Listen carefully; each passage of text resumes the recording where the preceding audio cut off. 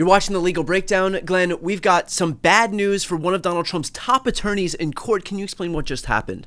Yeah, Donald Trump tried to get around the federal law and the Constitution by playing some games and trying to keep his former personal attorney, Alina Habba, in the job of United States Attorney for the District of New Jersey. So a federal court trial judge heard an attack, a challenge to the legality of Alina Habba serving as U.S. Attorney, and ruled that, no, it's unlawful, it violates the Constitution, it violates a federal law called the Federal Vacancies Reform Act, and disqualified her. However, it was stayed pending appeal.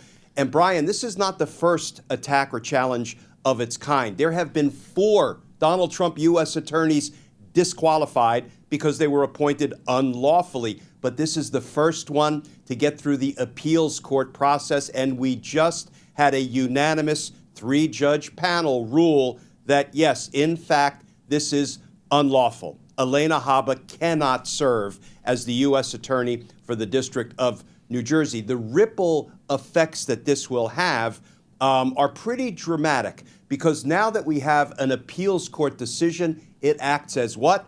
Precedent. All those trial court opinions don't act as precedent. We'll talk about what kind of precedent it is in a minute. But so this will potentially impact similar rulings where a California federal court judge ruled that Donald Trump unlawfully appointed the U.S. Attorney in the Middle District of California U.S. Attorney's Office.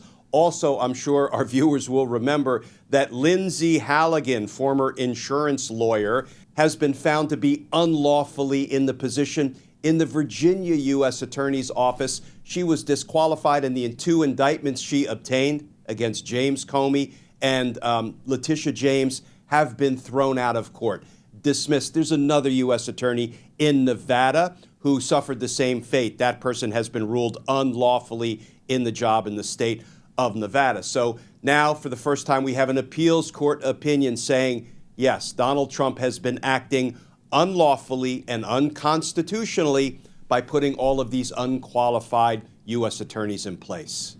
Glenn, was there anything notable about this appeals court opinion? A couple of things, Brian. First of all, it was unanimous, and because we always have to ask the question, which president appointed these judges? Well, 2 of the judges on this 3-judge panel were appointed by a Republican president, George W. Bush, and the 3rd was appointed by Barack Obama. But a George W. Bush appointee authored the opinion for the 3-judge panel, a judge named D. Michael Fisher. Here's a little flavor of what he said about Donald Trump's attempt to circumvent both the federal law and the Constitution. He said, quote, "Under the government, the Department of Justice's delegation theory, Alina Habba may avoid the gauntlet of presidential appointment and Senate confirmation and serve as the de facto U.S. attorney indefinitely. This view is so broad that it bypasses the constitutional process entirely, the process of appointment and Senate confirmation." So, take that, Donald Trump and Pam Bondi. You cannot just completely run roughshod over the federal law and the Constitution, the Senate's prerogative to provide advice and consent on these kind of nominees. So this is a definitive, unanimous ruling. Of course, we will inevitably have to talk about, what might happen before the Supreme Court, but this is a good day for the rule of law. Glenn, I want you to explain briefly how we got to this point, because, I think most of us are under the impression that if Donald Trump wants to appoint a U.S. attorney to any U.S. attorney's office across the country, that there aren't barriers for him to be able to do that. And so why is Alina Habba, why are other U.S. attorneys being blocked from assuming these roles? Yeah, Brian, great question. Let me boil it down to its essence. The federal law, the Federal Vacancies Reform Act, governs how long an interim or a temporary or an acting U.S. attorney can remain in a job until the Senate provides advice and consent and either confirms the person or refuses to confirm the person, and a new one has to be appointed. The law states that you only get to stay in that temporary or interim status 120 days, period. And if the Senate has not acted, well, then the federal judges in the jurisdiction in which this person is sitting as interim U.S. attorney, whether it's Nevada, whether it's New Jersey, whether it's the Eastern District of Virginia or the Middle District of California. The judges in those respective jurisdictions get to say whether they give Alina Habba, for example, in New Jersey, the thumbs up to continue to serve in that capacity, or if they have no confidence in that person. And why would you have any confidence in a U.S. attorney with zero criminal law or prosecutorial experience? Then the federal judges, by law, get to name their own interim U.S. attorney, and that person will ride it out until the Senate actually confirms a new nominee. It's bedrock law. There really is no wiggle room. And in fact, in this unanimous three-judge opinion, they talk about how the Trump administration, the DOJ, tries to literally cobble together separate parts of 4 separate laws to say, no, we think we have an argument that this passes legal muster. And the judges are like, no, not even close. So this is what we are seeing now. There is this pattern where Trump will appoint some flunky, somebody who is entirely, unqualified, ill-equipped to be the top prosecutor in a particular federal jurisdiction, and let the 120 days lapse. Congress has not confirmed the person, and he thinks he can just ignore the law and leave that person in the position, as the panel, the three-judge panel notes, indefinitely, circumventing both the federal law and the Constitution. And the panel said, no, not even close. So that is really what is at play over and over and over again. Flunky attorneys, after the 120 days, being left in a position that they are legally and unconstitutionally unqualified for. Okay, now I, of course, have to ask about the U.S. Supreme Court, but before I do, I just want to ask folks who are watching right now, if you're not yet subscribed to both of our channels, please subscribe. It's the best way to support our work, great way to support independent media, and it's 100% free, so I'm going to put those links in the post description of this video. Again, if you're not yet subscribed, please hit the subscribe button. Okay, Glenn, U.S. Supreme Court. All eyes, of course, go to those 9 justices. So is there anything we can read from the tea leaves that might suggest how, when we inevitably see this thing appealed up to the highest court, those people might rule?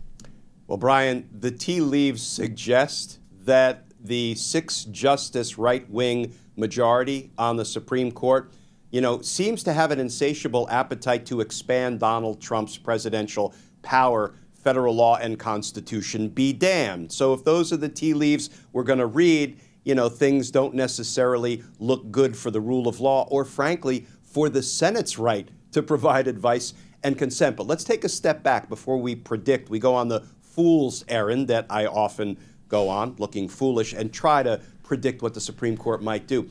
First of all, this is the first case that represents precedent. And when I say precedent, I mean when a court of appeals, a federal court of appeals, resolves an issue of law, like whether these U.S. attorneys can remain beyond the 120 days if they haven't been confirmed by the Senate.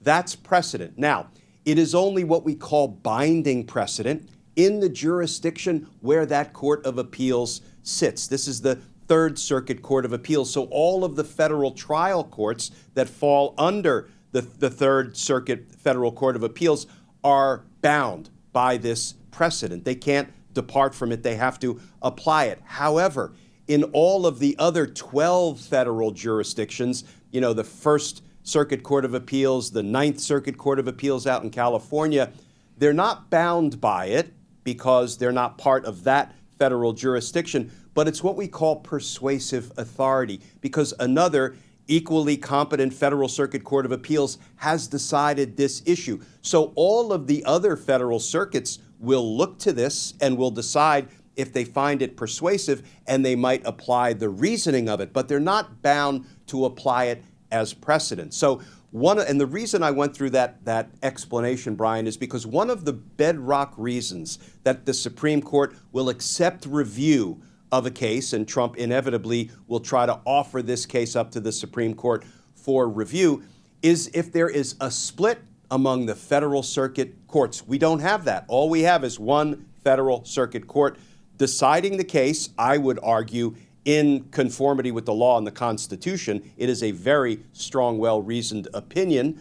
So there is no split among the circuits. So why would the Supreme Court otherwise accept for review a case like this? Well, if they believe there is some important constitutional principle involved in this decision, spoiler alert, there's not, then they might accept it for review. But unfortunately, there is this pattern in Supreme Court opinions that if a case involves an expansion or potential contraction of presidential power, the Supreme Court seems to be determined to accept it for review and announce some new proposition of law that sometimes they make up out of whole cloth, Brian, like the presidential immunity issue, which appears nowhere in the Constitution.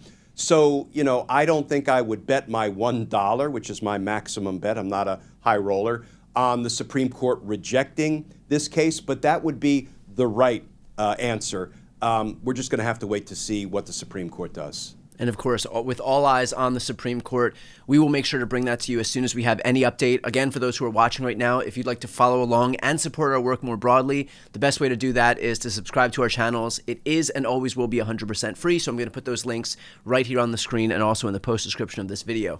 I'm Brian Tyler Cohen. And I'm Glenn Kirshner. You're watching The Legal Breakdown.